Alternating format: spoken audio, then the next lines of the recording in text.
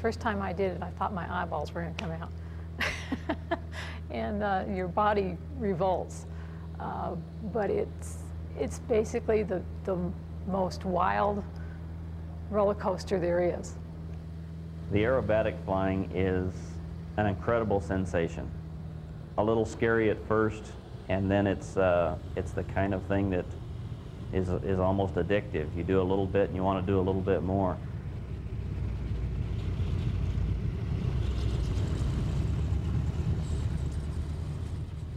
I find that I share with the heroes of American aviation a very gut-level thrill of being in the air, of flying my own airplane.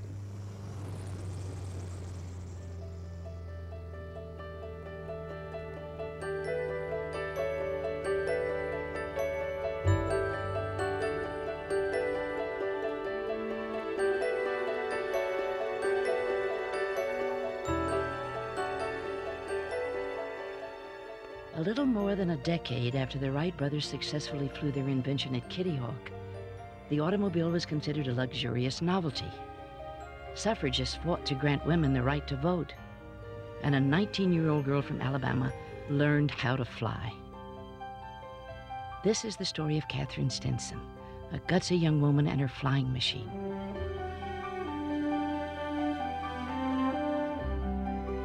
Although Katherine Stinson was a small, seemingly frail girl, early on she possessed remarkable courage and determination. Her first passion was music, and she decided to light up the stage as a concert pianist. The cost of music training was too steep for Katherine's family, but Katherine had an idea. Aviators at the time were making big money risking their lives in the new flying machines, dazzling crowds across the country. Katherine's fearless demeanor and love for adventure led her to the sky.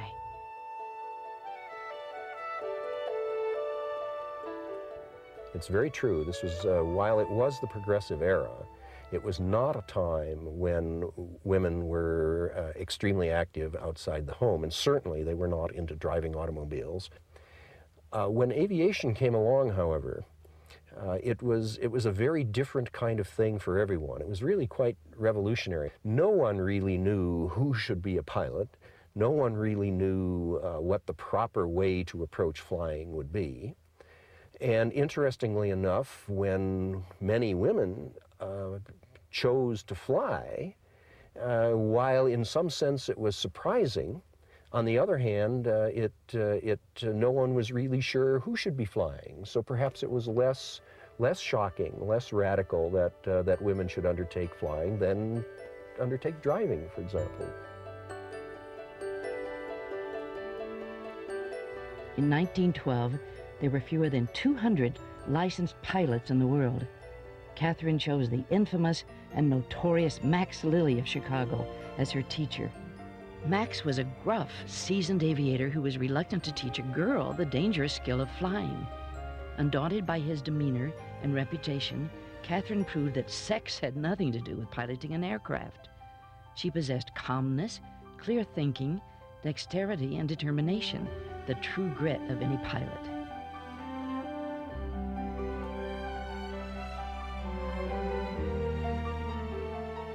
I think when I soloed was the greatest moment of my life, no matter what else happened, because it's the first time, and it continues to be the time of your life when you're totally responsible for yourself. Katherine's first solo flight showed her true moxie. A few minutes after I'd gotten up, the engine stopped, Katherine recounted later. The only thing that I could think of was, here is Mr. Lilly down below, and he has the $250, and I have the plane in the air and not knowing how to get it down. I came down and landed in the middle. Everybody came running over to see if I was hurt, and I said, "No, is the plane hurt?"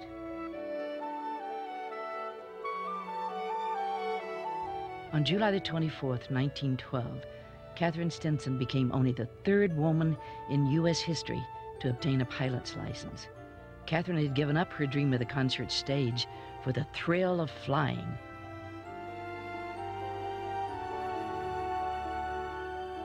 In this era, it was possible to get airplanes, in some instances, quite cheaply. Many people, women and men, bought these airplanes and tried to make a living on the barnstorming circuit.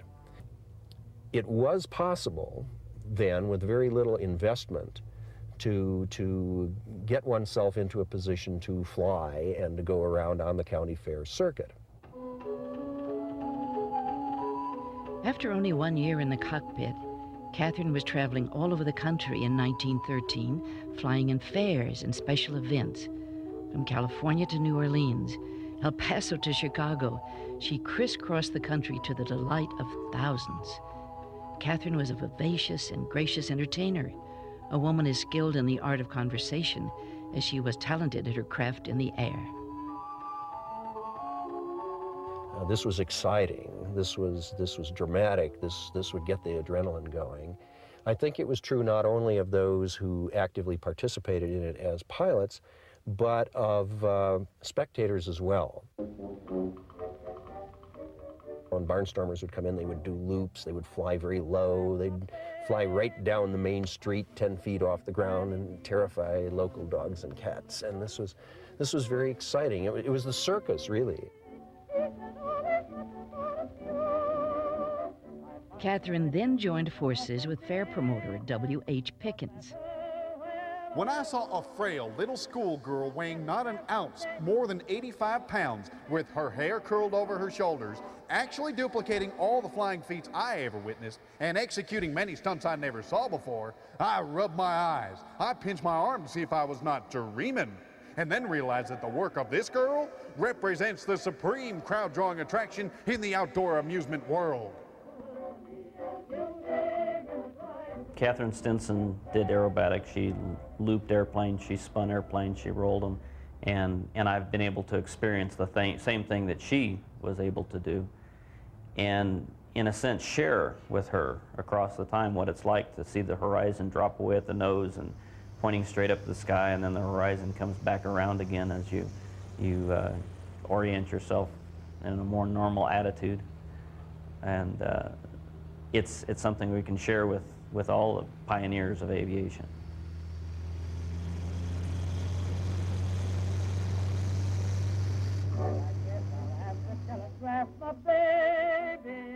Nicknamed the Flying Schoolgirl because of her small stature and childish charm, Katherine was a daring pilot. But she was serious when it came to her airplane. She was a gifted mechanic, enduring the teasing from other male pilots for the cleanliness of her plane. The men thought I was a regular old maid about it, Katherine explained. But I wanted to see the conditions of things under all that dirt. And I really did find that a good many wires needed to be replaced. It's all right if your automobile goes wrong while you're driving it. You can get out on the road and tinker with it. But if your airplane breaks down, you can't sit on a convenient cloud and tinker with that. It's interesting to compare Katherine Stinson on the one hand with Amelia Earhart. Now, Earhart is probably the most well-known woman pilot of all time. And it was a good 10 years after Katherine Stinson essentially retired from aviation that Amelia Earhart arrived on the scene. In my own view, Katherine is the more heroic. Katherine certainly made her own way, if you will. I mean, she left home. She decided she was going to fly. She managed to hustle the money to do it. She invented the aerobatic maneuvers on her own. Katherine's home base was now San Antonio, Texas, where she used the airplane hangars previously occupied by her mentor, Max Lilly, at Fort Sam Houston. There, Katherine, her sister Marjorie, and their mother Emma formed the Stinson Aviation Company. They later formed a flying school where Katherine and Marjorie taught hundreds how to fly, including most of the Royal Canadian Air Force. Once she got into it, she was smart enough to see that aviation nonetheless did have many practical possibilities, and she and her mother and her sister turned out to be very, very successful business people indeed. One of the first, I would say, to make aviation, to derive from aviation a really satisfying and profitable career. In the winter of 1914, Katherine made history again. It was there in San Antonio that she became the first woman to fly an airplane at night. With no electric lamps on the airfield to guide her to safety, her friends lit up the runway with the headlights of their automobiles. There's always risk involved. As pilots, we feel the most dangerous part of flying is driving to the airport. But in comparison, an airplane is very unforgiving when something goes wrong. To draw larger audiences, now familiar with airplanes, circuit pilots began pushing the envelope, creating new and even more dangerous moves which taxed their machines and their grit. The inside loop was the most spectacular and the most dangerous stunt, attracting thousands of spectators across the country. The aeronautical technology of the time was primitive. Airplanes are made of canvas and wood, which sometimes collapsed under the intense G-forces of the loop. They also had small engines, which often stalled at the high point of the loop, causing the plane to fall freely out of control until the pilot could restart the engine. All too often, pilots failed to regain control and died. Were we looking into the cockpit of Katherine's airplane, it would be much more Spartan than this. She would have had a single control stick. She would have had a couple of rudder pedals on the floor, a single throttle. It would have been a very, very simple cockpit indeed. Of course, the engines, they were either on or they were off, so that when they would come in to land, they would turn the engine on and off. The propeller wouldn't stop because it would still be turning, but it would slow the plane down to come in and land, so they go burp, burp, you know, with the engine. It's fantastic. Not to be outdone, Katherine decided to teach herself aerial aerobatics. After she bought and modified a suitable aircraft, Katherine became the first woman to loop an airplane at Grand Park, Chicago. The audience went wild. Within a year, Katherine had looped her airplane over 500 times without incident. But the inside loop was not enough for her. At an exhibition in Los Angeles, she added a new feat to her routine: flying and looping her airplane at night with magnesium flares to trail her path. The crowd was stunned. Because of the danger of setting her aircraft on fire, Katherine had to douse the wings with water, which added weight to the airplane. Her dexterity and skill as a pilot allowed her to spell out C-A-L in the darkness to the cheers of thousands of spectators. Soon, Katherine was traveling the country with her night flying show. All of the drama that we now associate with big-time entertainers was very much present, and everybody participated in it, from the school children through the high elected officials, through elderly folks who would be brought out in their wheelchairs to see this remarkable event. In the years that Katherine became a flying sensation, world events turned vicious. Europe was under siege as the United States closely watched the beginning of World War I. Closer to home, the Mexican revolutionary Pancho Villa attacked towns on the Mexican-American border. The Stinson business was forced to vacate Fort Sam Houston to accommodate a buildup of military forces there to squelch the violent outbreaks. Katherine knew that her superior flying skills could be used to benefit her country, but she soon faced odds beyond her control. There's also a story that Katherine volunteered her services when General Pershing brought some airplanes into the grand hunt for Pancho Villa on the Mexican border. She went to the general and said, "Look, I'm a first-class pilot.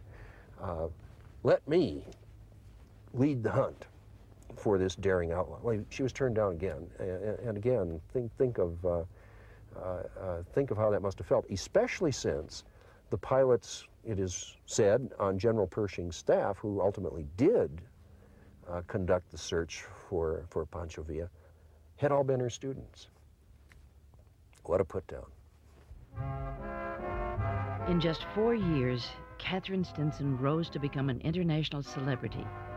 She unnerved conservative Londoners by flying close to the Houses of Parliament, and the dome of St. Paul's Cathedral.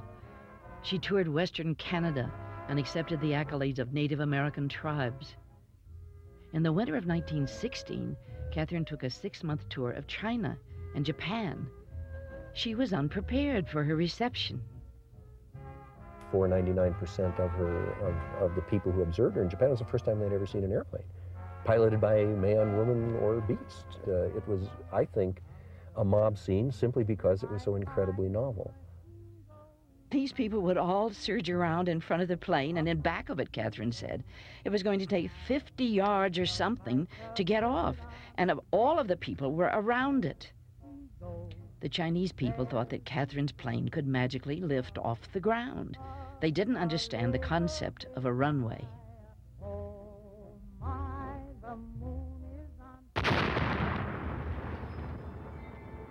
At the height of Katherine's career, the world shook with news of the attack on the Lusitania.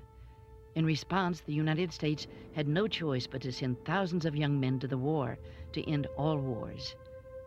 Although she could not vote in her government's elections, Katherine was willing to risk her life as an aviator for her country. She repeatedly petitioned the military aviation service to accept her services as a pilot. Katherine was refused.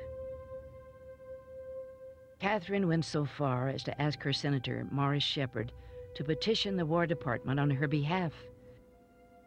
"You're advised that there is no place in the scheme of the Army or Navy at present whereby her services can be utilized. At the present time, however, the Army and Navy authorities have accordingly adopted the policy of confining flying privately owned aircraft to the requirements of the Army and Navy. Cordially yours, Newton Baker, Secretary of War." Disappointed, but still determined, Katherine searched for ways to use her skill to support the war effort. All domestic flight had been banned due to the war, but Katherine was granted a special waiver to fly across country, fundraising for the American Red Cross. It was during these long-distance flights that Katherine set endurance records and created intense public awareness for the war effort. One of the first records Katherine set was for distance, flying from Buffalo, New York to Washington, D.C. Along the way, she spotted the Empire State Express train on the ground, heading to Albany. And to the delight of its passengers, Katherine flew only 300 feet off the ground and raced the train into town. She beat it by 34 minutes. When she finally arrived in Washington, she learned that her flight had raised over $2 million, an incredible sum for the times. Riding her increasing national exposure, Katherine tried once again to gain entry into the military. While in Washington, she attempted to personally contact officials at the Capitol. She was refused once again. It's fascinating when you consider that this is a very, very contemporary issue right now, and it's only very recently, as you're aware, that women have gotten the right, if you want to put it that way, to serve in combat units as pilots. So no, Katherine was clearly the victim, if you will, of sexist attitudes that were part of the times. Katherine continued flying for the Red Cross. As the first person to fly nonstop from San Diego to San Francisco, Katherine set a new endurance record of 9 hours and 10 minutes. To do it, she had to cross the treacherous mountains of Southern California and push her plane to 9,000 feet, higher than she had ever flown before. Not satisfied with the performance of current-day airplanes to endure the long distances that she was flying, Katherine took up a new challenge. She began to design her own airplane. What I know of the Stinson aircraft is they're very durable airplanes, and there's still quite a few of them still flying. And they haven't been built for some time, so that's a tribute to how well they were built. We would fly passengers on Sundays, and we flew them all in a Stinson. It was built well and easy to maintain and would carry a number of passengers. It was a real workhorse. In 1918, Katherine received her highest honor to date. She was sworn in as an authorized U.S. airmail pilot. She celebrated by breaking her own long-distance record by flying from Chicago to Binghamton, New York. Her sights had been to land in New York City, but she ran out of fuel, hit heavy winds, and crashed. Still, 783 miles was good enough to best her previous flight by 173 miles. It's definitely an individual effort when you're flying. There's nobody up there to give you a hand. And for her to really break the barriers and not take no for an answer, very, very inspiring. Katherine flew every day in all kinds of weather for the Postal Service as news from the front lines in Europe filtered back to the States. Katherine again wrote to the Military Aviation Service, citing her professional status as an airmail pilot. She was again refused. Exasperated, she then contacted the French government, but they too declined her offer. Katherine then made a choice that would forever change her life. She could no longer ignore her desire to serve her country. She resigned her position with the Postal Service and took the only position available to her as an ambulance driver for the Red Cross. What must have been her feelings when she sought also to fly in World War I, and to be aware that many of the people out there are my students. The people who are fighting are the ones I've prepared to do that fighting. But then when I want to offer my services, I'm not good enough. It must have been an incredible emotional experience to have to undergo that kind of rejection. Although she drove across the battlefield instead of flying over it, Katherine approached the ravages of war with the same grace and determination that guided her in the sky. She soon found herself in a precarious situation. Ambulances were ill-equipped. Gasoline was scarce. Often drivers were stranded in war zones with tires shot out or stranded by roads torn apart by mortar. Many drivers were killed. Katherine scrapped for food and fuel, but never wavered on the front lines. Often she drove at night through the rutted countryside without the aid of headlights because the German Air Force bombed anything that moved. The harsh winter weather and the wartime conditions proved more taxing to Katherine's health than the previous 6 years of stunt flying. She contracted influenza and checked in and out of hospitals in France. Reportedly, it was in one such hospital that a young pilot from New Mexico named Miguel Otero recognized who she was and gave her his bed so that she may rest. At the end of the war in November, Katherine was diagnosed with tuberculosis. Katherine never flew again. I think the one question that I asked Katherine Stinson Otero while I was there that I feel foolish about having asked now was, why did she quit flying? You know, there's lots of reasons that we quit what we were doing, and or that we go on to something else. And I think anything that's wonderful is wonderful for a period of time, and then you do go on. Katherine spent the next 6 years recovering at the Sunmount Sanitarium in Santa Fe. In 1928, almost 10 years after the war, she married the young soldier she had met in France and became Katherine Stinson Otero. Always inquisitive, with a keen mind for structure, Katherine turned her attention to architecture and won many awards for her home designs. The houses that she created over the next 40 years are still standing in Santa Fe. My concern, I should say, my regret has always been that more women didn't view Katherine as a historical hero. They couldn't have because the information was lacking. I very much hope that the forgotten legacy of Katherine and others is going to be revived, is going to be brought to front and center after really a lapse of at least a half a century. I very sincerely hope that one of the results of this is, yes, that there will be women who otherwise would not have been inspired to do this, who will look back and say, Katherine Stinson was amazing. And I take courage from that. I in some way want to model my life on it.